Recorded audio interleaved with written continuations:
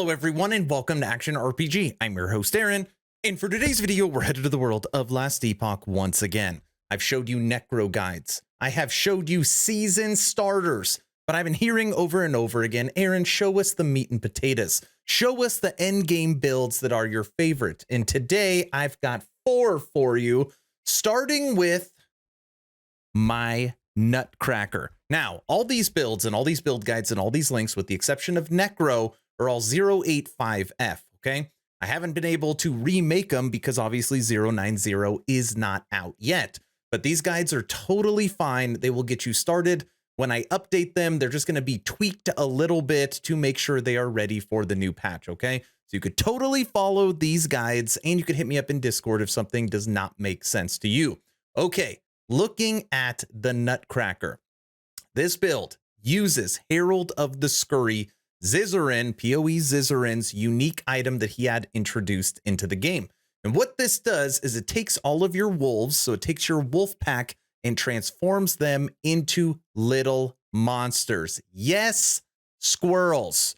And you see them running around. This video is a little dark, but they are all frenzied, they're all haste, and they just tear everything apart. You're leaping around and your squirrels leap with you. So basically you've got just this jumping army all over the place. So if you like minions, but you're like, skeletons and undead, that's not my thing. You know, squirrels sounds really cool. This is going to be the build for you. It is a primalist and it is a Beastmaster mastery. And I'm telling you, it's fast, it's fun. And what's cool about this, it's different. But of course, this is an end game build. So you have to have Herald of the Scurry helmet. It is a little bit of a rarer drop. I actually found 2 during the CT test. I was very lucky, but I know people that were looking for them and could not locate it. So this is build number 1. Build number 2, which is my Holy Smiter. This is the build that I have that does the most damage of any build I've ever made. Look at the tooltip DPS, 428,000 damage with Smite. And this is a Sentinel Paladin, okay? This is built around the Devotion Amulet. It is required for this build. And it honestly isn't too hard to find. But like anything else, whenever you are hunting for it, you can never find it. I've probably found 20 of them in my lifetime. And this build is designed around that Devotion Amulet, where you want as much max mana as humanly possible, but you want to keep your mana low, because you do more damage the least amount of mana you have. And if you like lightning, if you like raw horsepower, Holy Smiter is a devastator. I know multiple people that are going to be running this as their starter, and they're just going to hope that they find the Devotion Amulet, or maybe we'll run together and I can trade it to them. This build also uses Lunge, which casts Smite.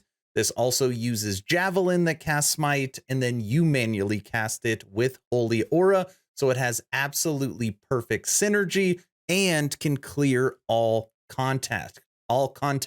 So if you like sword and board, if you like lightning, if you like huge damage numbers, Holy Smiter might be for you.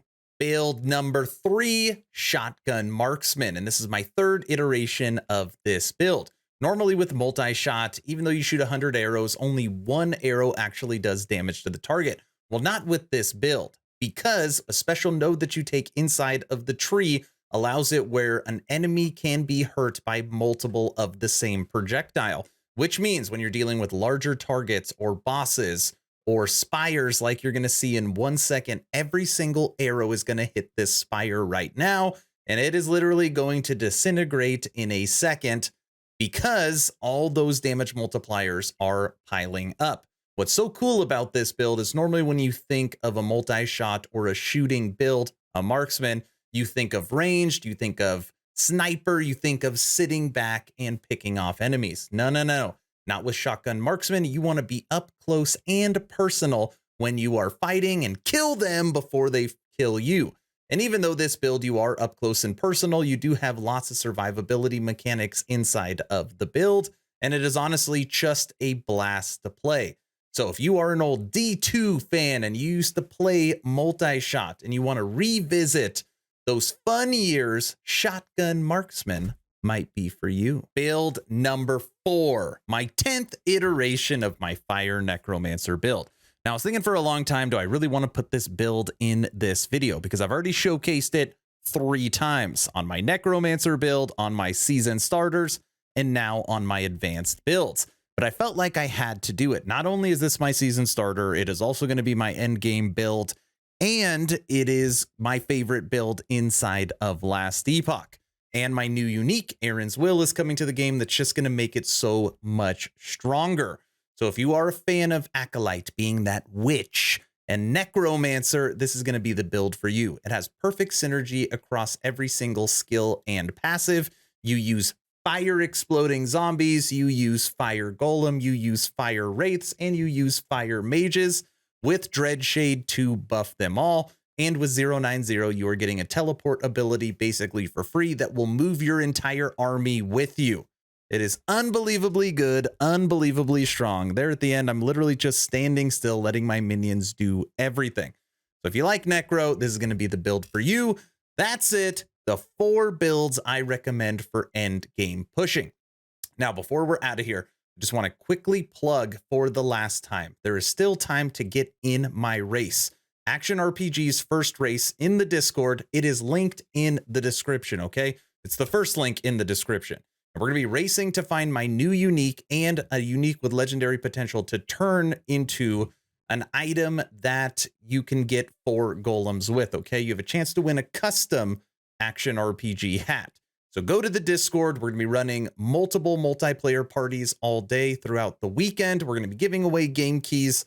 We're going to have the race. It's going to be so much fun. Hopefully these videos help. Hopefully you were entertained or at least learned something. Aaron out.